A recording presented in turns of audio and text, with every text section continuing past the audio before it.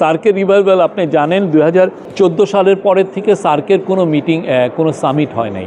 10টা বছর সার্কের লিডাররা একসাথে বসেন না। উনি খুব ডেসপারেটলি চাচ্ছিলেন এবার নিউ ইয়র্কে যখন ইউএন জেনারেল অ্যাসেম্বলি হলো, সার্কের সমস্ত লিডারকে এক করে সেখানে যেতে অন্তত 5 মিনিটের জন্য হলেও সবাই যেন বসে।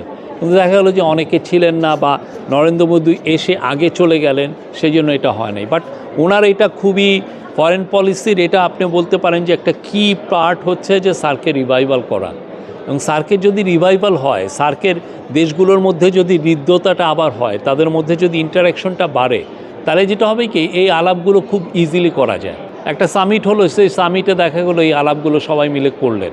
এটা এমন না যে এটাকে এই পুরো বিষয়টা সাউথ এশিয়া গ্রিড বা সাউথ এশিয়া যে আমরা নেপালের যে এনার্জি ইউজটা, এটা হচ্ছে উইন উইন ফর এভরিওয়ান। কি আমাদের আটকে রাখছে সেটা হলো ডিস্ট্রাস্ট। আমি আপনাকে ট্রাস্ট করছি না বা আমি আপনাকে টেনে ধরছি, এই ধরনের একটা distrust. Otherwise it's win win for Nepal, Bhutan. Nepal এটা বিক্রি করলে নেপাল ভালো একটা পারফেক্ট মার্কেট পেল, আর আমাদের জন্য হলো আমি এই ফসিল ফুয়েল পুরা তো হলো না। আমি এখানে করলাম রিনিউয়েবল এনার্জি তো অনেকভাবে হয়। আপনি ইয়েতেও তো দেখলেন যে রূপপুরে আমরা নিউক্লিয়ার পাওয়ার প্ল্যান্ট করছি, সেটায় এটাও এক ধরনের রিনিউয়েবল এনার্জি। তো নিউক্লিয়ার পাওয়ার প্ল্যান্ট রিনিউয়েবল না? আমি তো সেটাই জানি। এটা ক্লিন এনার্জি, এবং এই এনার্জি ধরেন এটার যে কস্ট অনেক তো হাই হয়ে যায়, ঠিক না? আমি যখন আমাদের এটা $13.5 বিলিয়ন মতো লাগছে, $13 বিলিয়ন মতো।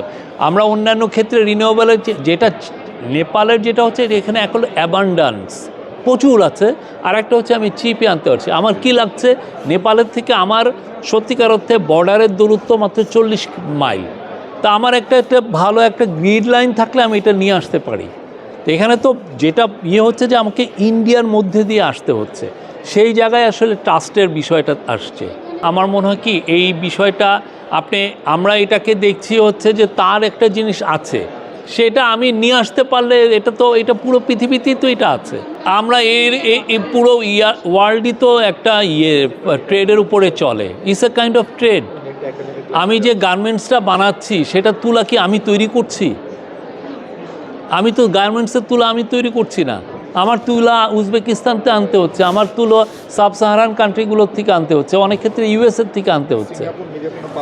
হ্যাঁ, তো এইটা আসলে না, এটা হচ্ছে যে আপনার কস্টিং, আপনার ইকোনমিক বেনিফিটটা কতটুকু, সেগুলো হচ্ছে ইস্যু। আর এটার যে এটা নিয়ে আসলে যে কেউ একটা মিনিমাম ইকোনমিক সেন্স আছে, সেই বুঝবে যে how easy it is to bring energy from 3.0 হচ্ছে নেট কার্বন ইমিশন 0 হতে হবে, আমাদের নেট আনএমপ্লয়মেন্ট 0 হতে হবে, এবং নেট ওয়েলথ কনসেন্ট্রেশনটা 0 হতে হবে। এই পুরো জিনিসটা আপনার মনে হতে পারে যে এটা বুঝি আলাদা, কিন্তু পুরো জিনিসটা কিন্তু খুব ইন্টারটুয়াইন্ড, একে অপরের সাথে সম্পৃক্ত। আপনি নেট 0 তখনই অ্যাচিভ করতে পারবেন যখন আপনার আসলে ওয়েস্টটা আপনি একদমই 0-তে নিয়ে আসবেন, ঠিক আছে? আবার 0 ওয়েস্ট করতে যেই ধরনের আপনি সোশ্যাল বিজনেস এন্টারপ্রাইজ আপনি তৈরি করবেন, সেক্ষেত্রে দেখা যাচ্ছে যে আপনার সেক্ষেত্রে মানে ইনকাম ইনইকুয়ালিটি আপনার কমে আসবে। আপনি যত এন্টারপ্রেনারশিপ বাড়াবেন, সেক্ষেত্রে আপনার এমপ্লয়মেন্টটাও বাড়বে। সব দিক থেকে ওয়ার্ল্ডটা বেনিফিটেড হবে। সেটা হচ্ছে উনি এটার উপর বই লিখেছেন, এটা নিয়ে সারা বিশ্বে উনি 3.0 ক্লাব তৈরি করেছেন। 3.0 ক্লাবের আমার মনে হয় মেম্বার এখন 7,000-এর মতো মেম্বার আছে, এবং এদের সবারই হচ্ছে যে তারা এটা নিয়ে একটা ব্রত নেন যে আমরা 3.0 আমাদের লাইফে আমরা ধারণ করব। এটা অনেক দেশের প্রচুর ইউনিভার্সিটিতে এই 3.0টা খুবই পপুলার একটা মুভমেন্ট। তো এইটা ছিল আজকে ওনার মেন বক্তব্য। তারপরে উনি এলডিসির একটা ইউএনের 5টা এলডিসি কান্ট্রির সাথে লিডারদের সাথে ইউএনের সেক্রেটারি জেনারেল আজকে কথা বলেছেন। এইখানে ওনার কিন্তু একটা খুবই ইম্পর্টেন্ট, আমি মনে করি আজকের দিনের সবচেয়ে ইম্পর্টেন্ট অবজারভেশন হচ্ছে যে উনি মনে করছেন যে এই যে প্রতি বছর এই যে ক্লাইমেটে যে নেগোসিয়েশন হয়, উনি বলছেন এটা ঠিক না।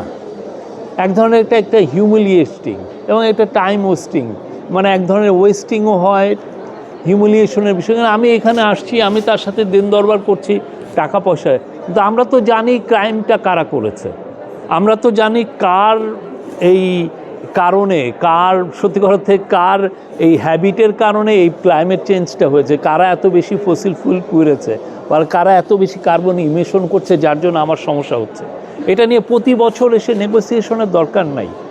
আমরা এটার উনি বলেন যে এটা ইতি টানছে, এটা বরঞ্চ এইটা একটা গ্লোবাল, যেটা ইউএন কলেজে global summit for the future, সেটার উপরে যাতে ফোকাসটা হয়, যাতে আমরা ইউথদের জন্য কি এমন একটা ওয়ার্ল্ড রেখে যেতে পারি এটা সেফ, যেখানে রাইজিং টেম্পারেচারটাকে আমি হল্ড করতে পারবো, মানে ওই প্রি ইন্ডাস্ট্রিয়াল এজের 1.5-এর মধ্যে রাখতে পারবো, এবং আমার সত্যিকার অর্থে যে এমপ্লয়মেন্ট অপরচুনিটি হবে সব হবে।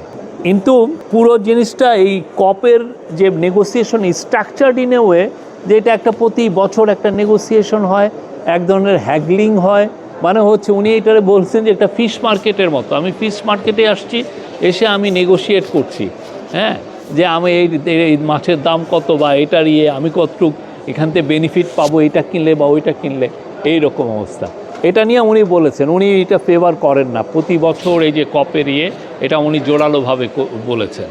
এটা ছিল ওনার আরও কিছু ছিল। সকালে উনি সোশ্যাল বিজনেসের কথা বলেছেন, ওইখানে ওনার একটা ইম্পর্টেন্ট মেসেজ ছিল যে ওনাকে যারা সোশ্যাল বিজনেস এন্টারপ্রাইজ অনেকে যারা গ্লোবালি চালান, তারা জিজ্ঞেস করছেন যে বাংলাদেশের এনভায়রনমেন্টের কি হবে, বাংলাদেশের এনভায়রনমেন্ট নিয়ে উনি বলেন যে বাংলাদেশের ক্লাইমেট ক্রাইসিস অনেকাংশেই বা আমাদের ফসিল ফুয়েল অনেকাংশেই আমরা কমিয়ে নিয়ে আসতে পারবো, এটার ইউজ রিনিউয়েবল এনার্জিতে সুইচ করতে পারবো যদি আমরা নেপালে যেই এনার্জিটা তৈরি হচ্ছে, ওদের তো হাইড্রো ইলেকট্রিসিটি আপনি জানেন, ওরা এমনও বলে যে 40,000 মেগাওয়াটের মতো হাইড্রো ইলেকট্রিসিটি ওরা জেনারেট করতে পারবে ওদের যে পাহাড়ি নদীরগুলো থেকে।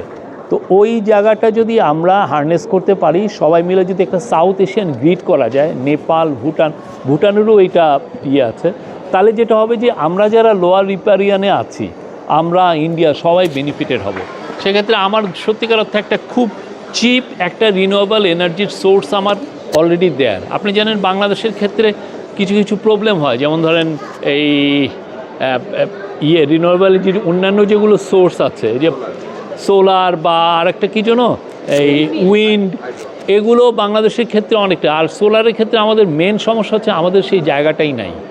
Solar needs huge swathe of land, সেই জায়গাটা আমাদের অতটা নাই। এবং অনেকে দেখছেন যে অনেকে ফ্যাক্টরিগুলোর পুরো ফ্যাক্টরির রুফ একদম সোলার করার পরেও দেখা যাচ্ছে যে তার যে এনার্জির যে ডিমান্ড সেটা মাত্র 10-20% মিট। আমি কিছু চিরাং ফ্যাক্টরিতে গেছিলাম, এটা হয়েছে।